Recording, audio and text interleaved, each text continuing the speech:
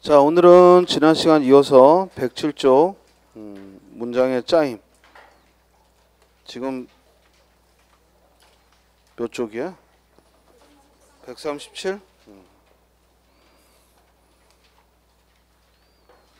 자, 문장의 짜임을 학습하도록 하겠습니다. 자, 우리가 지난주에 문장 성분에 대해 얘기를 했죠? 그거 잠깐 돌아볼까요? 먼저 주 성분의 네 가지 뭐 있죠? 주어, 서술어, 목적어, 보어. 그죠? 주어, 서술어, 목적어, 보어가 있고, 그리고 부속 성분에 뭐가 있어요? 관형어와 부사어가 있고, 그리고 독립 성분에 독립어가 있다 했어요. 그리고 이것들이 모여서 이제 문장을 이루는데, 그 문장의 짜임에는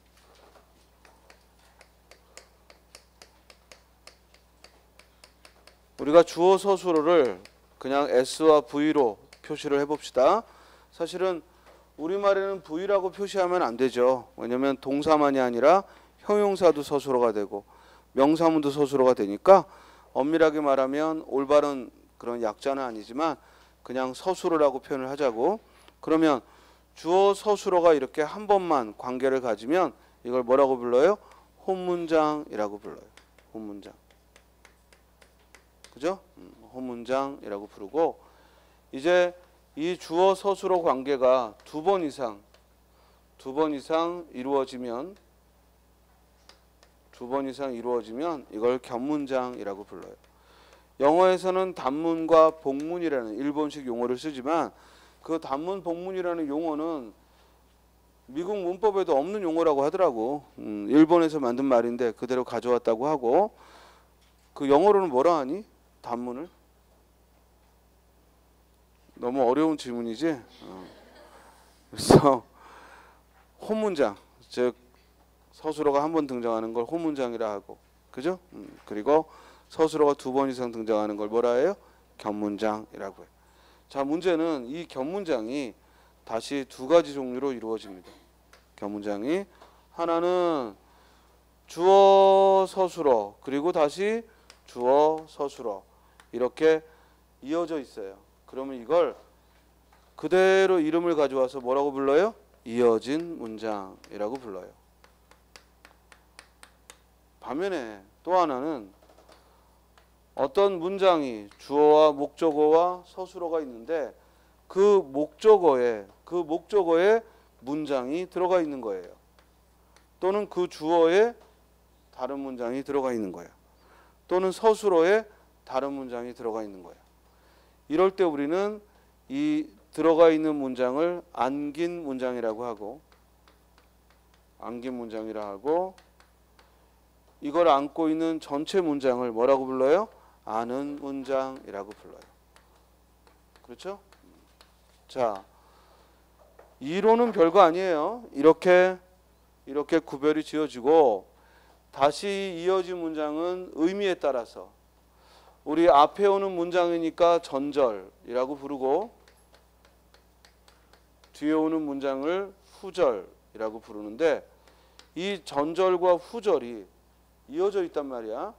이어져 있을 때 그 의미상 전절과 후절이 대등하면, 대등하다는 얘기는 나열 또는 상반, 그리고나 그러나로 연결되면 이걸 뭐라고 불러요? 대등하게 이어진 문장. 대등하게 이어진 문장이다라고 부르는 거예요. 반면에 그 이외에 이렇게 나열과 상반 이 이외에 가정, 조건, 원인, 이유 등등으로 앞에 종속절이 오고 뒤에 주절이 오는 이런 형태를 취하면, 즉 종속절과 그리고 주절로 이어지는 이런 관계가 이루어지면 그때는 뭐라고 말한다? 종속적으로 이어진 문장. 이 문법적인 말이 어려워서 그렇지 사실은 별거 아닌 건데 그래. 자, 예를 들어 나는 축구를 좋아하고 형은 야구를 좋아한다. 그러면 내가 축구를 좋아하고 형이 야구를 좋아한다는 두 가지 사실을 나열했잖아요. 그렇죠? 그런데 만약에 이걸 나는 축구를 좋아한다. 그리고 형은 야구를 좋아한다. 이러면 혼문장이 두 개인 거야. 그렇죠? 그리고 접속부사 그리고로 이어지는 거고. 반면에 이 그리고라는 접속부사를 쓰지 않고 나는 야구를 좋아하고 형은 축구를 좋아한다. 이렇게 하면은 이제 대등하게 이어진 문장 이렇게 부른다고. 그렇죠? 인생은 짧고 예술은 길다. 이러면 결국 인생은 짧다. 그러나 예술은 길다. 이런 의미고. 그래서 인생은 짧지만 예술은 길다 라고 표현하면 그때는 서로 상반되는 걸 나열했으니까 역시 대등하게 이어진 문장이라고 부르는 거예요. 그렇죠? 반면에 만약 내일 비가 오면 소풍은 취소다. 만약 내일 비가 오면 소풍은 취소다. 이러면 소풍이 취소라는 문장이 성립하기 위해서는 내일 비가 와야 한다는 가정을 한 거죠. 이렇게 어떤 나열이나 상반이 아닌 가정, 원인, 조건 등등으로 이어지면 그때는 뭐라고 부른다? 종속적으로 이어진 문장이라고 부르는 거예요. 자, 반면에 이 암기 문장은 다른 문장, 아는 문장의 문장 성분으로 들어가니까 얘가 어떤 역할을 하느냐에 따라서 무슨 역할을 하는 문장이다 해서 무슨 절이라는 이름을 붙여요. 그래서 이 암기 문장이 명사처럼 주어도 되고 목적어도 되고 보어도 되고 이러면은 무슨 절? 명사절이라고 하고. 명사절. 반면에 얘가 관용어 역할을 하면 무슨 절? 관형절이라고 하고. 얘가 서술어 역할을 하면 서술절이라고 하고. 얘가 부사어 역할을 하면 부사절이라고 하고. 그리고 얘가 인용되고 있으면 인용절이라고 부릅니다. 그래서 이 암기 문장은 그 하는 역할에 따라서 명사절, 관형절, 서술절, 부사절, 인용절로 구별을 하죠. 자, 여기까지가 문장의 짜임에 대한 이론이야. 자, 이제 중요한 건 국어나 영어에서는 이런 문법적 이론을 학습한 후에는 뭘 할 수 있어야 돼? 예문을 분석할 수 있고 예문을 확인하면 되겠죠. 그죠? 자, 그럼 교재 보시면요. 먼저 홈문장의 예문으로 순이는 일어났다. 주어 서술어 관계가 한 번이지? 즉 쉽게 말하면 서술어가 한 번 나왔어. 일어나다라는 동사 하나 나왔지.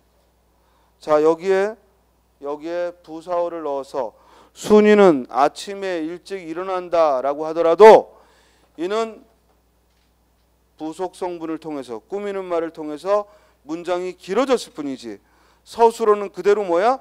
일어났다 하나야. 그러니까 여전히 홈문장이지. 알겠어요?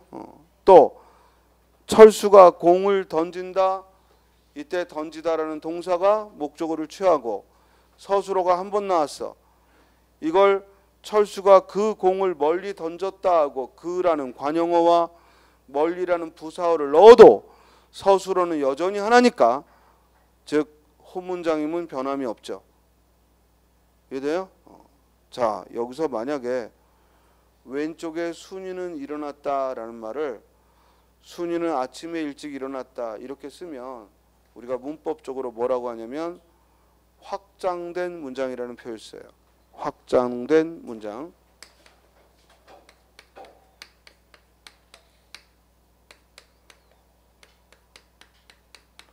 즉 수식어를 통해서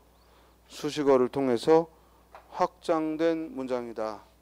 수식어를 통해 확장된 문장이다라는 말을 합니다.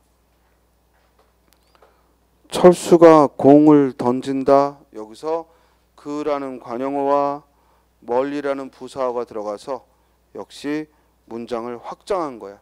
그러나 겹문장이 되는 건 아니지. 홈문장인 건 그대로지.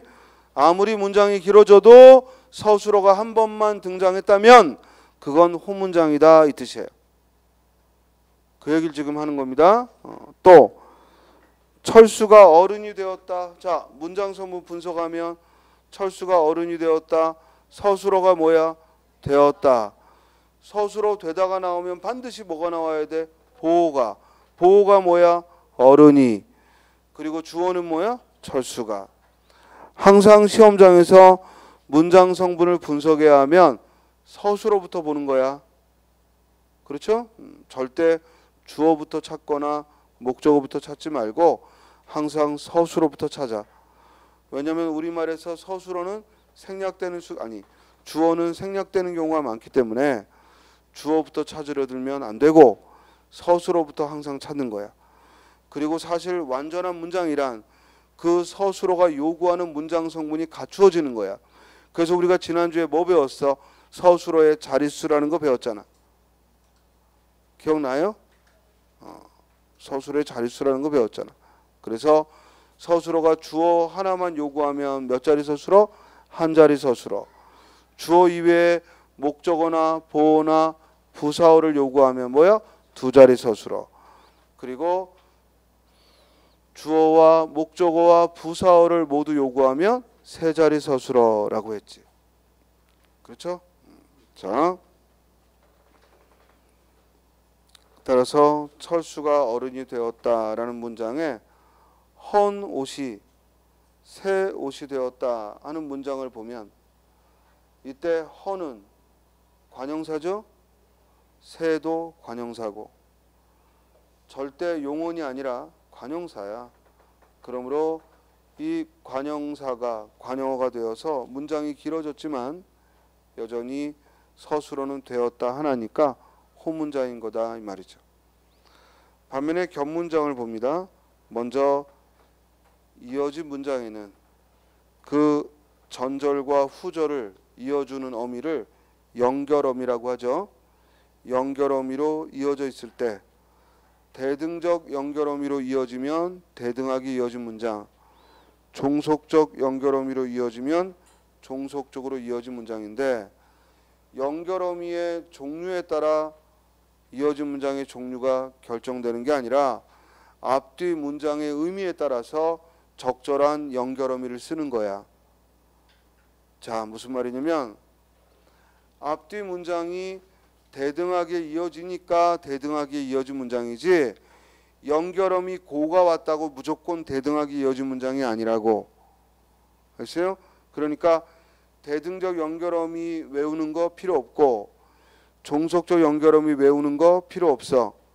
알겠어요? 대신 앞뒤의 문장의 의미 관계를 보고 판단하자 이거지. 예를 들어 새벽이 오고 어둠이 사라졌다면 이때는 새벽이 온다, 어둠이 사라지다 대등하게 이어진 문장이지. 그렇죠? 그러나 새벽이 오면서 별들이 사라진다 이러면 새벽이 오면서 별들이 사라진다 하면 별들이 사라진 이유가 새벽이 온다는 거니까 이때는 종속적으로 이어진 문장이 되겠죠. 이해됐어요? 자, 다음 페이지로 넘겨봐요. 우리가 이 이어진 문장을 얘기할 때 서술어가 전절과 후절에 나란히 오면 이어진 문장이라는 판단이 좀 더 쉽지만 예를 들어 이런 문장, 철수와 승호는 한강에서 스케이트를 탔다 이러면 우리 눈에 보이는 건 서술어가 타다 하나잖아. 그렇죠? 그래서 우리 눈에 서술어가 타다 하나만 보이니까 이걸 혼문장이라고 착각할 수가 있다고. 근데 주어가 뭐야?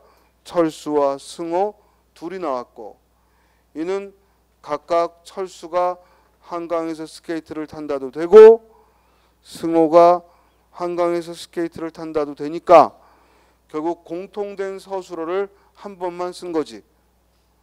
그러므로 이 경우에도 서술어가 한 번 나와서 호문장이 아니라 대등하게 이어진 문장이다라는 거죠. 그래서 주의할 건 서술어가 한 번만 들어있다고 해서 주어나 목적어가 둘인데 그걸 놓치고 혼문장이라고 착각하지 않도록 그걸 조심하자라는 겁니다. 알겠습니까? 자, 이제 중요한 건 아는 문장입니다. 자, 아는 문장은 우리가 문장을 잘 쓰느냐, 문법적으로 맞게 쓰느냐 하는 걸 좌지우지할 만큼 중요한 문법적 기초 실력이 돼요. 그래서 얼마나 적절하게, 즉 그 빈칸에 또는 그 문장 성분에 문장을 적절하게 넣느냐가 우리가 문장을 좀 더 세련되고 넓히는 방법이 됩니다. 예를 들어 봐봐. 철수가 새 가방을 샀다. 철수가 새 가방을 들었다. 들고 왔다. 여기서 새라는 관형사가 관형어가 되어서 가방을 꾸미고, 그러면 철수가 새 가방을 들었다 이 뜻이죠. 그리고 서술어는 들고 왔다 하나니까 호문장입니다. 그렇죠? 그런데 이 자리에 이 가방에 대해 더 구체적으로 아버지가 선물로 주신 가방을 들고 왔다. 즉 아버지가 선물로 주신 가방을 들고 왔다. 이렇게 쓰면 이때는 주다라는 서술어가 또 있죠. 그리고 이것이 모두 가방을 꾸미고 있단 말이에요. 그러면 이때 이 문장은 가방을 꾸미는 관형절로 쓰였다라고 판단하게 되죠.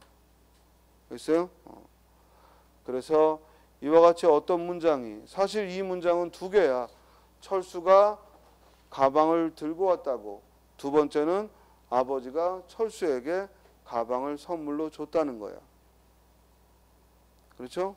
그리고 이 두 문장의 공통된 가방을 두고 문장을 합친 거지. 그럴 때 그 가방을 수식해 주는 말, 아버지가 선물로 주시는, 원래 하나의 문장인데 다른 문장에 안기면서 관형절로 쓰인 거죠. 이렇게 해서 문장은 점점 복잡해지는 거예요. 그러니까 이 아는 문장이 문장에서 하는 역할에 따라서 우리는 관형어 역할을 하면 관형절 하고 이름 붙이면 되고, 대신 주어나 목적어 역할을 할 때 주절, 목적절 이런 말을 안 쓰고 뭐라고 표현해? 명사절이라고 말하면 되는 거고. 자, 그럼 명사절부터 봅시다. 먼저 그 명사절에 바로 위에 네모 박스에 우리는 철수가 귀국했다는 사실을 알았다. 그럼 먼저 서술어 뭐 있어? 알았다가 있고, 주어가 뭐 있어? 우리는이 있고, 그리고 목적어가 뭐야? 사실이야. 그러니까 우리는 사실을 알았다는 거야. 그리고 나머지 철수가 귀국했다는 사실을 꾸미죠. 그런데 그 사실을 꾸미는 관형어 안에 귀국했다라는 서술어가 들어있는 거야. 그러므로 이때에는 관형절로 이루어진 관형어다 이렇게 말하는 거야. 문장 성분은 관형어야. 우리가 철수가 귀국했다느니 관형어야. 그런데 그 관형어가 문장으로 이루어져 있으니까 관형절로 이루어진 관형어다 이렇게 말한다고. 됐습니까? 다음 명사절입니다. 명사절은 먼저 어떤 문장이 명사절이 되기 위해서 가장 기본적으로 명사형 어미를 이용하죠. 그래서 명사형 어미 미음이나 기가 붙어서, 명사형 어미 미음이나 기가 활용해서 명사절을 만듭니다. 그가 돈이 많음이 분명하다 해서 서술어는 뭐예요? 분명하다죠. 그리고 주어는 그가 분명한 게 아니라 이걸 그가 분명하다고 착각하면 안 되지. 그가 분명한 게 아니라 뭐가 분명한 거야? 그가 돈이 많다는 게 분명한 거야.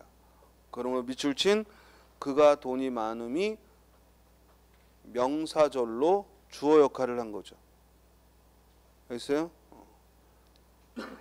그러면 원래 이 문장은 두 문장으로 이루어진 거야. 그가 돈이 많다, 그것이 분명하다. 이렇게 두 문장으로 이루어진 건데 그거를 두 문장으로 나누면 우리는 단문이라고 하고, 반면에 그걸 합쳐서 그가 돈이 많음이 분명하다 이러면 견문장, 즉 명사절을 아는 문장이다 이렇게 평가하는 거죠. 그래서 명사절은 첫째, 명사형음이 미음이나 기가 들어있을 때 명사절을 안고 있다라고 하고, 이 명사절이 주어 역할을 할 수도 있고 목적어 역할을 할 수도 있고 명사가 하는 역할을 모두 할 수가 있습니다. 진실한 사람이 되기가 정말 어렵다. 여기서 밑줄 친 진실한 사람이 되기는 주어 역할을 하고 있죠. 또 나는 그가 성실한 사람임을 깨달았다. 이때 그가 성실한 사람임이 목적어 역할을 하고 있죠. 그래서 이때는 명사절이 목적어로 쓰였다라고 하는 겁니다. 이해됐어요? 그 다음 명사절을 만드는 또 하나의 방법은 의존명사 것을 이용하는 거야. 그래서 뭐뭐하는 것이라고 써있는 형태를 명사절이라고 합니다. 조심해. 의존명사 나오면 모두 명사절이 아니야. 그게 아니라 의존명사 중에 뭘 이용하면?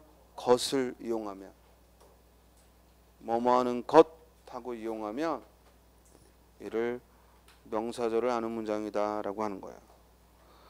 철수가 부상을 당했다는 것은 낭설이다 이러면 철수가 부상을 당했다는 것이 명사절로서 무슨 역할을 한 거야? 주어 역할을. 다음 뭐뭐 하느냐 뭐뭐 하는가 라는 이런 의문형은, 뭐뭐 하는가 뭐뭐 하느냐 이런 의문형은 굳이 명사형 어미 안 써도 의존명사 것을 이용하지 않고도 그대로 명사절이 될 수 있죠. 예를 들어 이제부터 무엇을 하느냐가 문제다. 이렇게 하느냐라는 동사인데 갑자기 주격조사 가가 있으면 여러분들은 틀린 문장이라고 볼 게 아니라 여기서 무엇을 하느냐가 마치 명사처럼 주어 역할로 사용이 된 거죠. 그래서 밑줄 친 무엇을 하느냐는 명사절이 주어로 사용됐다라고 하는 거예요. 또 중요한 건 그가 성실한가이다. 자, 그가 성실한가 뒤에 뭐 붙었어? 이다. 우리 이 이다를 뭐라고 그래요? 서술격 조사라고 해요. 서술격 조사 이다가 붙었으니까 그 앞에는 체언이 올 수밖에 없는데 체언이 안 나왔단 말이야. 그러면 체언 역할을 하는 게 나왔다는 거지. 그래서 그가 성실한가가 명사절로 여기서는 서술어로 쓰인 거지. 만약에 이다가 없으면 그냥 서술절이 되지만 서술격사 이다가 붙으면 그때 그 앞에 오는 문장은 명사절이 되는 겁니다. 알겠습니까? 자, 그 밑에 서술절하고 비교해 보자고. 이 산은 나무가 많습니다 하면은 여기서 서술어 많습니다의 주어는 산이 아니라 나무거든. 나무가 많다는 거거든. 그리고 이 나무가 많다는 이 문장이 그 앞에 산에 뭐가 되는 거야? 서술어가 되는 거야. 그럴 때 우리는 서술절을 아는 문장이다 라고 합니다. 그래서 이 산은 나무가 하고 주어가 잇따라 나오는 문장, 이 산은 나무가 하고 주어가 잇따라 나오는 문장이 가능할 때 이때 우리는 서술절을 안고 있다라고 하는 거예요. 그 사람은 아들이 의사다라고 할 때도 서술어 의사다의 주어는 아들이고 이 아들이 의사다가 뭐의 서술어야? 그 사람의 서술어가 되는 거지. 그렇죠? 그래서 이렇게 주어가 잇따라 나오는 형태의 문장이 곧 서술절을 아는 문장입니다. 그분은 따님이 두 분이 있으시다. 이때 두 분이 있으시다라는 서술절이 따님의 서술어가 되고 다시 따님이 두 분이 있으시다의 서술절이 그분의 서술어가 됩니다. 그래서 이런 문장, 그분이, 따님이, 두 분이 이런 문장이 가능한 거야. 그래서 우리말에서 주어가 잇따라 나오는 문장이 가능한 이유는 바로 서술절을 아는 문장이 즉 있을 때 주어가 잇따라 나오는 문장이 가능하다 이 말입니다. 중요한 것은 그가 구두가 구멍이 두 군데가 났다. 이때도 구멍이 두 군데가 났다라는 이 문장이 곧 구두의 서술어가 되고 그러므로 서술절을 아는 문장이 되죠. 자,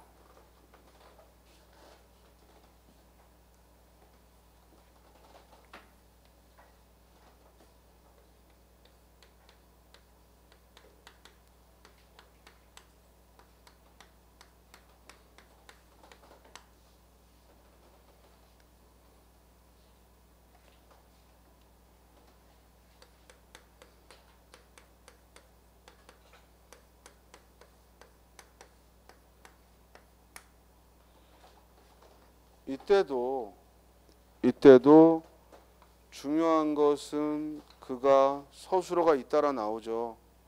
그죠? 그렇죠? 그래서 얘도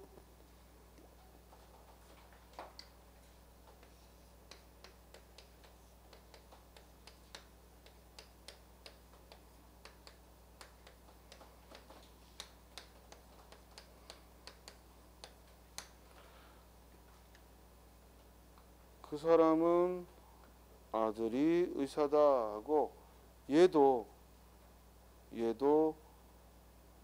주어가 잇따라 나오고 그러니까 얼핏 보면 두 문장이 유사하게 보일지 모르지만 위에 건 그가 성실한가라는 이 문장 그가 성실한가라는 문장 뒤에 이다가 붙어서 서술어를 이루니까 이때 이 그가 성실한가가 무슨 절? 명사절이다 라고 판단하는 거고 그죠? 명사절이다. 반면에 그 사람은 아들이 의사다 하면 이때는 아들이 의사다라는 이 문장 뒤에 서술격사가 없잖아요. 그렇죠? 의사는 그냥 명사고 명사 뒤에 이다가 와서 서술을 이룬 거고 그러니까 아들이 의사다 하고 뒤에 격조사가 없어. 그러면 얘는 뭐라고? 서술절을 아는 문장이고 그렇죠? 한 끗 차이야. 이 서술격사가 맨 뒤에 오면 명사절이 안긴 문장이고 뒤에 서술격사 없이 문장으로 끝나면 그때는 서술절을 아는 문장이고 그렇죠? 자, 다음은 관형절이에요. 관형절.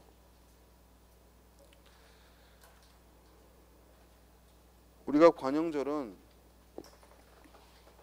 어떤 문장이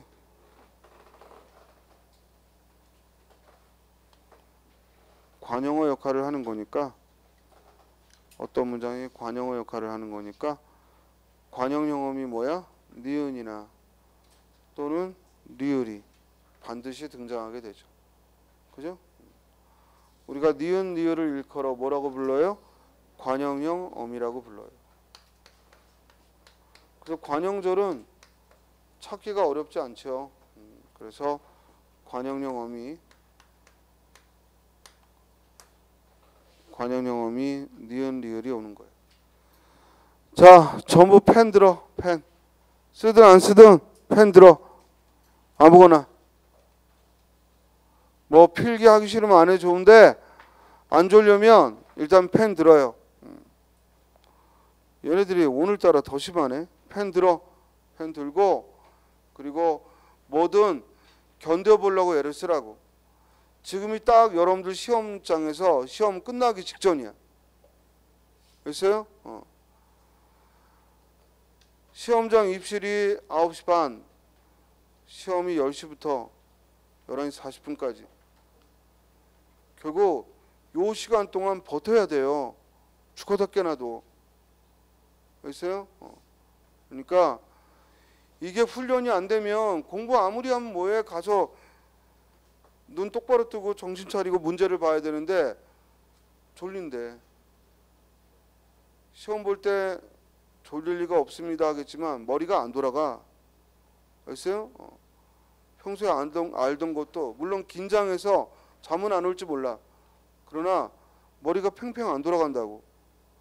그럼 우리 멍해진다고 그러지. 이걸 우리가 극복하려면 어떻게든 요 시간에 깨어있는 걸 훈련해야 돼요. 스님이 단언합니다. 오전 시간을 흘려보낸 사람에게 절대 합격은 있을 수가 없습니다. 아십니까? 이건 망고불변의 법칙이야. 오전을 흘려보낸 사람이 물론 학교를 다닌다거나 직장을 다닌다거나 뭐 주부라 뭐 집안일을 한다거나 아니면 뭐 알바를 한다거나 그렇게 뭔가를 한다면 모르지만 그냥 게을러서 어영부영 오전을 날렸다. 그리고 합격을 바란다. 그건 있을 수도 없는 얘기라고. 그래서요. 저녁 시간도 마찬가지. 저녁에 가서 TV 볼 거 다 보고 밥 먹을 거 다 포식하고 가족끼리 회식하면 다 쫓아다니고 할 거 다 하면서 그러고 합격하는 사람은 못 봤다고요. 어제도 다른 학원에 25, 23 먹은 여자애 2명이 하나는 국가직 세무직에 합격해서 작년에 합격했는데 올해 연수를 가서 이번 7월부터 발령을 받았다고 그러더라고. 제주도 가서 거의 10주? 그러니까 3개월을. 그런데 요새는 그 세무직이 세법이나 회계를 안 한 친구들이 많기 때문에 아주 빡세게 훈련을 시킨대요. 그리고 세무직 안에서 또 자격증을 따야 되나 봐. 그래서 그 매번 시험 준비하고 뭐하고 얘는 한 번도 세무를 해본 적이 없는 애인데. 그래서 아주 연수받는 내내 스님이 아유 제주도라 가서 그래도 주말이면 연수 안 하니까 놀고 좋았겠다 그랬더니 아이고 스님 공부할 때보다 더 많이 했다고. 근데 이 두 놈을 내가 얘기하는 이유는 둘 다 꼬박 3년 걸렸어. 나이도 어린데 꼬박 3년 걸린 이유가 대학 문턱을 가본 애들이 아니야. 고등학교만 나온 애들이에요. 그리고서는 대학을 선택하지 않고 부모님한테 나 수강료 대줘라. 그러면 내가 꼭 공무원 합격하겠다. 이러고 시작한 애들이야. 얘네들은 3년간 내가 지켜본 애들이에요. 처음에 1년간은요. 전부 다 시험 쳤을 때 과락 나왔어요. 두 놈 다. 그래도 그때는 표정이 어둡지 않았어. 왜? 나는 아무것도 모르니까 당연히 선택 과목 같은 거 행정학이니 이런 거 처음 보는 거고 그래서 나는 뭐 괜찮습니다. 대신 조금이라도 알아가니까 괜찮습니다. 2년째 딱 시험을 봤더니 커트라인에서 한 10점 평균이 한 10점 정도 안 나오는 거예요. 그러니까 얘네들이 겁을 먹는 거야 이제. 아 이게 내가 해도 안 되는 건가? 2년이 넘어가니까. 그래서 3년째 접어들면서는 거의 눈물 반 공부 반. 대신 절대로 겁먹지 말고 이제 너네들은 목전에 왔으니까 일단 수업 시간부터 철저하게 지키고 하여간 마지막 학원 문 닫을 때까지 공부해라.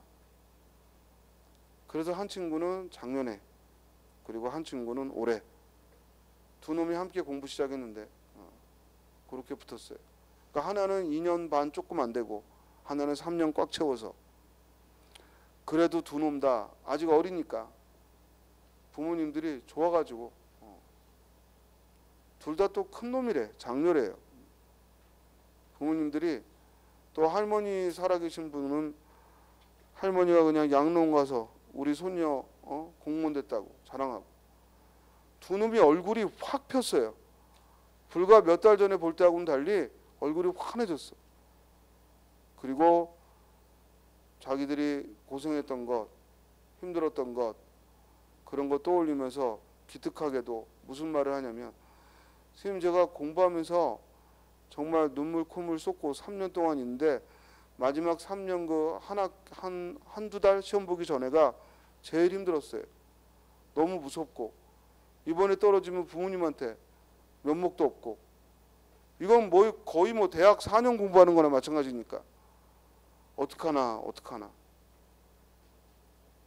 그런데 합격하고 나니까 부모님들 앞에서 너무너무 자랑스럽고 스스로, 그리고 내가 대학을 안 나왔어도 내 힘으로 이렇게 공부해서 이루었구나 이 생각이 드니까 뭐든 자신감이 붙는다는 거예요. 그게 우리 공무원 시험이 주는 큰 매력이야. 힘든 만큼 합격하고 나면 단지 공무원 시험 합격했다 이것만이 아니라 내가 이만큼 고생해서 뭔가를 했는데 다른 건 뭘 못하겠느냐, 이걸 한 살이라도 어릴 때 더 깨달을 수가 있다고. 그러니까 여러분들도 1년, 2년, 3년 그거 아무것도 아니야. 합격하고 나면 오히려 더 힘들게 된 친구들일수록 너무너무 즐겁게 생활하는 거야. 지금 요번에 세무직 들어간 친구도 그렇게 힘들었어도 선생님 제가 3년간 개고생하면서 들어갔기 때문에 다른 애들은 막 또 와서 무슨 공부냐고 연수원에서 투덜대지만 자기는 공부도 즐거웠다는 거예요. 아, 내가 이렇게 연수원 와서 공부하는구나. 그 자기는 즐겁게 했다는 거예요. 그리고 거기서 마치고 이제 서울에 발령을 받을 때 세무서에 딱 가는데 눈물이 막 나더래요. 그리고 저는 갔더니 선배들이, 그러니까 먼저 합격한 사람들이 너무너무 잘해주고 그 지금은 너무너무 행복하다는 거예요. 그 내가 얼굴 표정을 봤더니 그냥 합격해서 뿌듯하다는 행복 말고 더 큰 행복이 눈에 보여. 그래서 너 연수원 가서 짝도 만났구나 그랬더니 어떻게 아세요? 그러면서 어떻게 알긴 얼굴에 보이는데. 연수원 가서 또 25 먹은 놈인데 연수원 가서 28 먹은 또 만났대요. 그래 아이고 잘했다. 왜냐면 공부하느라고 얘도 한참 20살 이때 연애 안 하고 공부한 거지. 근데 이제 28 먹은 오빠를 만났대. 그래 어떻게 같은 공무원이라 그래도 좀 괜찮을 텐데 잘했구나 그랬더니 아유 선생님 근데 그 사람은 이제 국가직으로 뽑았으니까 그 사람은 지역이 저쪽 아래 지역이래. 얘는 서울인데. 그래서 선생님이 아유 그러면은 그냥 대충 끝내라. 알겠어요? 왜냐면 그거 안 돼요. 그거 안 되는 겁니다. 그리고 요새는요 지역 이동 쉽지가 않아요. 옛날처럼 뭐 좀 몸 아프면 옮겨주고 아니면 조금 뭐 결혼하면 옮겨주고 이건 옛날 말이야. 지금은 지방자치가 분명하기 때문에 안 보내려고 그래. 대신 빨리 옮기는 방법이 있어. 뭐야? 여기서 또라이 짓을 하면 돼요. 됐습니까? 나 저쪽 뭐 전라도 가야 되는데 나 서울에서 못 있어요. 그러고 막 저기 출근할 때 막 물구나무 서서 온다거나 아니면 저기 민원인이 뭐 민원 얘기하면 몰라요 이러고 뛰어다닌다거나 이러면 자르지는 못하고 내보내죠. 골칫덩어리라. 이건 무슨 얘기냐면 그래서 정근 오는 사람들, 다른 지역에서 오는 사람들을 그 지역 사람들이 굉장히 의심해요. 아, 저 새끼 무슨 문제가 있어서 올 거야. 근데 보면 뭐야? 정말 문제가 있는 애들이거든. 그렇습니까? 그래서 요새는 옮기는 게 쉽지 않아. 그러길래 처음을 잘해야 돼. 그래서 대부분의 친구들이 희망을 가지고 그냥 일단 지방부터 가자고. 서울이 다 연고인데 또 인천이 연고인데 저기 어디 충청도나 저기 충청도까지는 괜찮구나. 저기 어디 저기 전라도 고흥 뭐 산골짜기 이런 데로 갔다. 그러면 처음에는 급한 마음에 갔지만 아이고 내가 아무도 아는 사람이 없으니까 그리고 자취를 하면 관사에 있더라도 돈이 더 들어가죠. 알겠어요?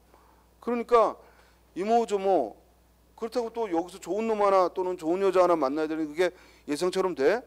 그러니까 쉽지가 않은 거야. 그래서 대부분 한 2년째 될 때 다시 시험 쳐서 오는 경우도 많아요. 왜냐면 방법이 없어. 지금은 5만 가지 뭐 아는 사람 동원해도 소용없어요.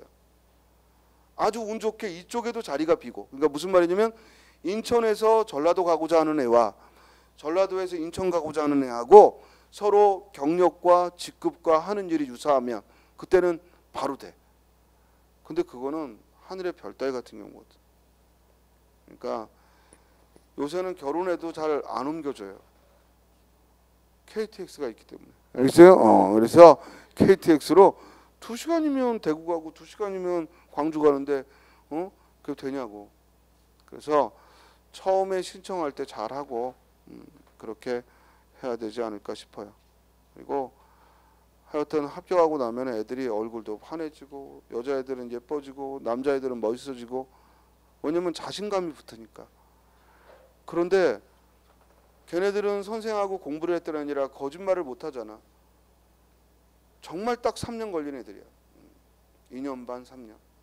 그런데 연수원 가서 보면은 전부 말은 뭐 1년 만에 이렇게 일하지만 실제로는 딱 1년 만에 오는 경우는 거의 드물어요. 그러니까 여러분들 없는 건 아니지만 우리 학원도 1년 만에 합격하는 애들이 있죠. 그렇지만 대부분은 1년 반, 2년, 2년 반. 그래도 합격하면은 다 똑같거든. 그러니까 절대 흔들리지 말고 열심히 하고 이렇게 대학 문턱도 안 가본 애들이 열심히 공부해서 합격할 수 있는 시험이야.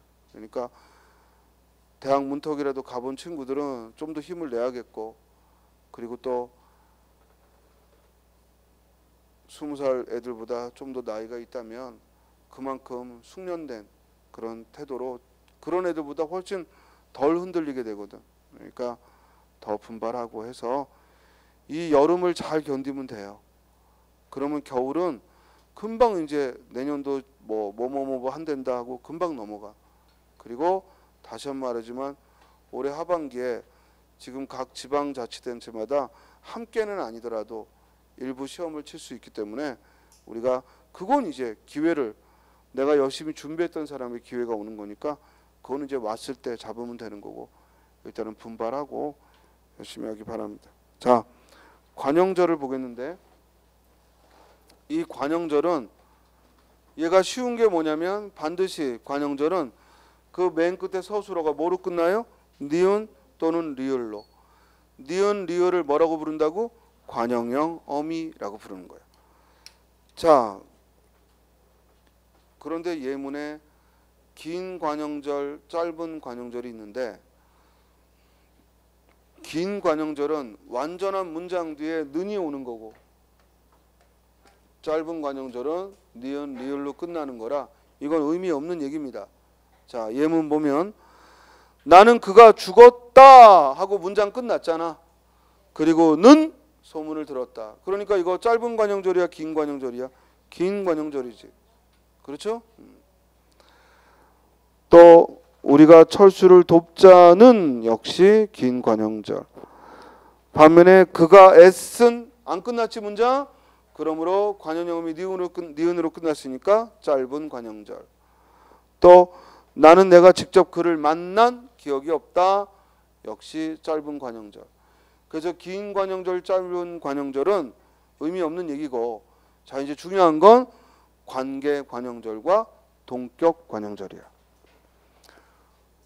먼저 조금 전에 짧은 관영절에서 그가 애쓴 사실을 아느냐라는 이 문장을 보면 이 문장을 두 개로 쪼개보면 어떻게 쪼갤 수 있나? 그가 애썼다. 또 하나 그 사실을 아느냐야. 그래서 그라는 말 대신에 그가 애쓴이라는 관형절을 넣은 거지. 그러니까 그가 애썼다는 게 곧 뭐야? 그 사실이야. 그러므로 이때의 사실은 그가 애썼다 하고 문장을 하나의 문장을 만들 수가 없지. 왜냐하면 그가 애썼다는 게 그 사실이니까. 그래서 동격 관용절이라고 하는 거야. 이해돼요? 그 밑에도 나는 내가 직접 그를 만난 기억이 없다 하면은 내가 그를 직접 만났다는 게 바로 그 기억이야. 그러므로 이럴 때 우리는 동격 관용절이다라고 한다고. 이해됐어요? 그런데 그 아래 관계 관용절의 예문을 보면 횃불을 지켜든 그들은 골짜기를 샅샅이 뒤졌다. 자, 이걸 두 문장으로 나누면 그들이 횃불을 지켜들다. 또 하나는 그들은 골짜기를 뒤졌다 이 얘기지.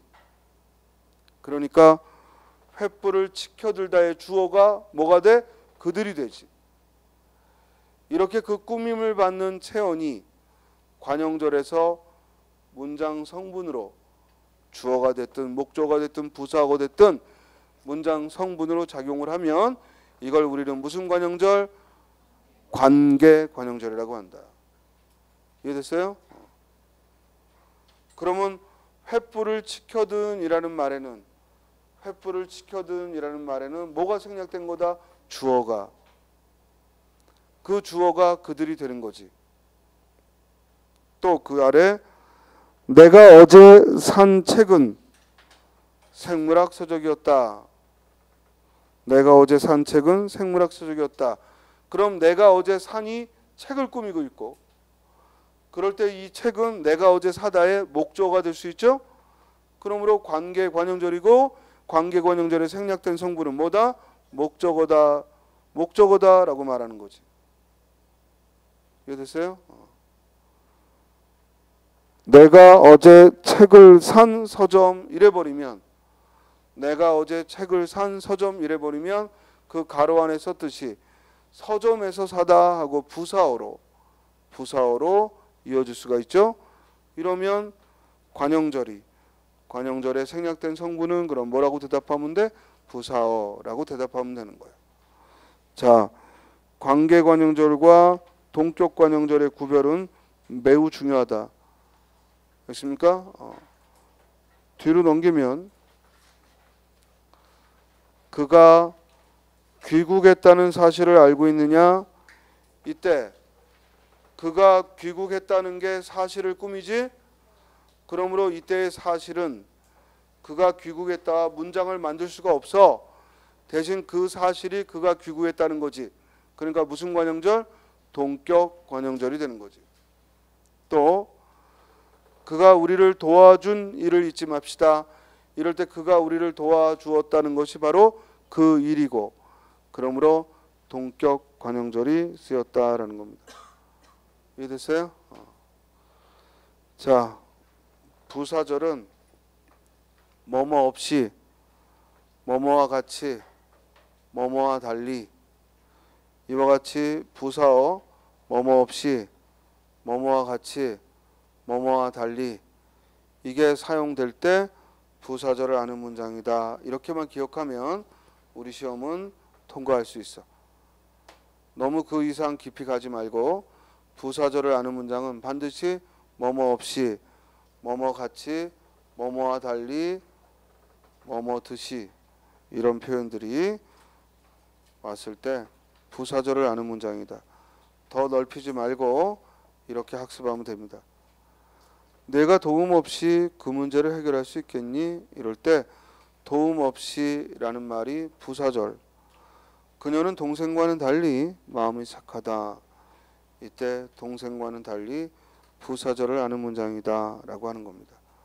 다음에 인용절은 큰 따옴표를 해서 직접 인용을 하든 따옴표 없이 고만 붙여서 인용을 하든 인용격 조사 라고나 고가 붙습니다. 인용절은 찾기 쉽죠. 인용격 조사 라고나 고가 붙습니다. 직접 인용, 즉 큰 따옴표가 올 때에는 라고를 쓰고 간접 인용, 따옴표 없을 때에는 고를 쓰면 됩니다. 됐죠? 여기까지. 여러분들은 명사절, 서술절, 관용절, 부사절 인용절을 아는 문장까지 학습을 했습니다. 이제 우리가 공부할 건 나머지 문법 요소, 사동, 피동, 높임 등을 학습하면 즉 문법의 대략적인 걸 마치게 됩니다. 거기 문장의 확장이라고 나와 있는 건 여러분들이 보지 않아도 좋겠습니다. 그러니까 잠시 쉬었다가 이제 사동, 피동부터 공부하도록 하겠습니다.